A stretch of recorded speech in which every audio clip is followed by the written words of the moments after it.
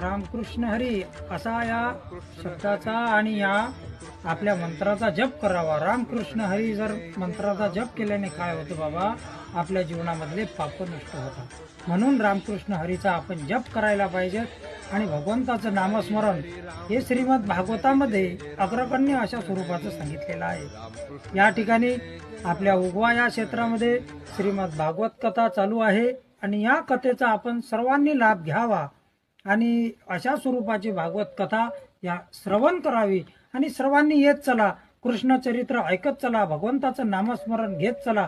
आम्ही वारंवार तुम्हाला हेच सांगतो की बाबा, आपण भगवंताचं नामस्मरण घेत असताना जीवनामध्ये अनेक अशा स्वरूपाच्या भगवंताच्या लीला आपल्याला पाहायला मिळतात। मग त्या कृष्ण कथेमध्ये श्रीमद भागवतामध्ये या वर्णन केलेल्या आहेत, त्या आज श्रवण करण्याची गरज आहे। धकाधकीच्या जीवनामध्ये